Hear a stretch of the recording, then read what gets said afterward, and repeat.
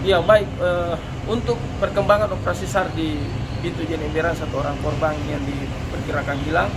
Hari ini, pagi ini ditemukan dalam keadaan meninggal dunia sekitar 1 km selatan dari LKK. Korban tersebut langsung dievakuasi ke rumah korban dan kami harapkan kepada seluruh masyarakat di sekitar Jeneberang atau di seluruh masyarakat Sulawesi Selatan agar berhati-hati dalam pelaksanaan permandian atau berekreasi di suatu tempat untuk menjaga hal-hal yang tidak diinginkan. Demikian, terima kasih.